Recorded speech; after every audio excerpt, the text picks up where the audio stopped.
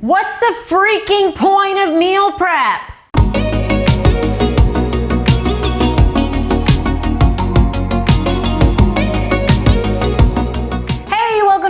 I'm Melissa and I'm so glad you're here. Before we get started, don't forget to subscribe and hit the bell. Today we are talking about meal prep. Now for years on this channel, I have done meal prep videos and they've looked all different ways because I've tried pretty much every approach to meal prep and dieting. What I have ultimately realized is there's no right or wrong way to do it. But what I want to talk about today, what is meal prep really? Meal preparation. We have this idea of what we think meal prep is, but all meal prep is supposed to be is preparation for our meals. The point is to have meals prepared so we aren't so stressed about food. Now, this is good in theory, but is it really working if meal prep is so freaking stressful? So let's shift our perspective. The only thing holding us to this idea of what meal prep should be, remember what we said about should, is a conditioned thought. So without the thought, meal prep should be this way, all of our options are suddenly in front of us. You know, this is really life wisdom through meal prep. So I have to ask, what really serves me? Only I know, only you are the expert of you. In my Mind Over Meal Prep course, I help you connect with your inner wisdom through a data assessment process so that you can start to trust yourself as the expert of you. When you trust you as the expert, you feel more confident making decisions about your health rather than feeling you need validation from someone else. My course is open now for enrollment, but only for one more day. I love to teach about meal prep using the example of a spectrum. On one end of the spectrum, you maybe have, every meal for every person in your household prepped for every single day. Now, there are pros and cons to this, of course. So on the one hand, everything's done. I don't have to think about it. I would argue though that this might actually be a con. So additional cons, it's a lot of time planning, shopping, cooking, portioning to have everything ready. It's very stressful to do. And if the point is to eliminate stress, is this really gonna do that or is it gonna add to it? The other con, you're stuck with what you've got. You can't be flexible with if you change your mind, if you feel like eating something else, it can be stifling. You can't change your plans if you wanna get Postmates one night. And if you do change your plans, then you're gonna waste your food. To make this kind of meal prep versatile, it's very time intensive. It requires a lot of planning, a lot of organizing, and a lot of cooking. Now, I would argue another con, which I initially said is a pro. A lot of people think the reason that they want to meal prep and that they want, the Instagram fridge where everything is prepped in advance is because they don't want to have to think about it. This, I would argue, is a con. And based on everything you've seen in the series so far, you'll understand how this kind of approach can disconnect us from our bodies. It can lead us to dysregulation. Instead of listening,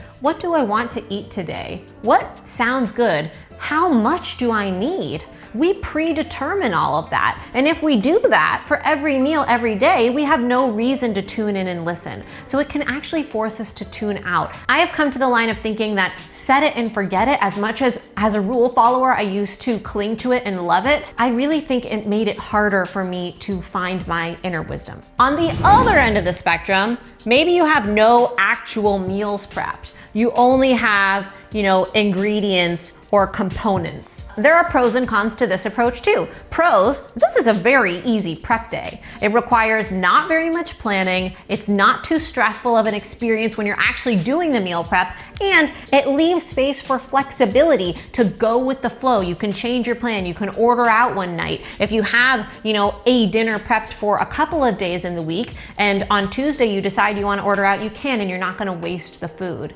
You can also maintain some control of your life instead of being controlled by the food. Now the cons, this does require, some flexibility and creativity. I don't want to say in your personality because I wouldn't have considered myself a very flexible person before. I really liked the rules and the scheduling, but being flexible makes me so much less stressed. I can just, figure it out as I go, and doesn't have to be a big deal. And I've learned to be this way. I'm not naturally a flexible person. Another con, this kind of prep requires thinking, and thinking is hard. hard. This is actually a pro, okay? Thinking it's good to think. Another con is you still do have to do some cooking during the week, although it's less than you might actually think. Now, of course, if this is a spectrum, it's not all or nothing. There are some middle path options, if you will, and this here is the middle, but it could be over here, or it could be over here.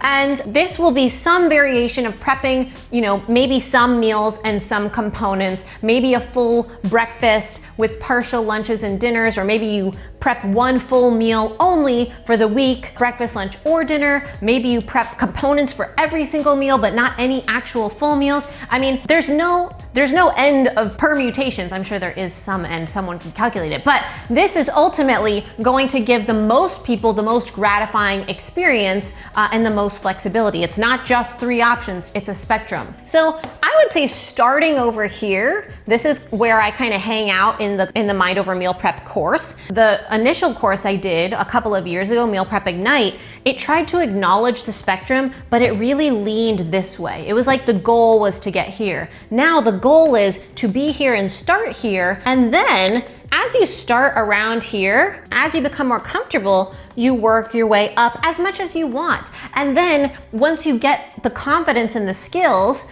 you can choose week to week, what do you need? If one week you're like, I'm so freaking busy, I need every meal prepped in advance, you can have the confidence to get over here. But most of the time, that's probably gonna be too stressful, and you can adapt. Transformation requires transition. I talked about this last week, I think, little at a time. And in the course, we teach, let's start with just the meal you need the most. How do you know which meal you need the most? You gotta do a data assessment. You gotta do your homework and check in and fill out all the worksheets to see what do you really eat? What are you struggling with? Once you see yourself clearly, you see what you need, you meet yourself where you're at, and then you start to grow. So this comes back to something I talked about in a video last year, the anxiety, the foods that, cause or reduce anxiety video, the concept of baby steps. I won't give the whole study again, but essentially they've shown in the study that they've reproduced all over the world, people who get free stuff, free gym memberships, whatever, versus people who are told just take one more step per day, they come back 2 and 5 years later, and the people who establish healthier habits are the people who just take 1 step a day.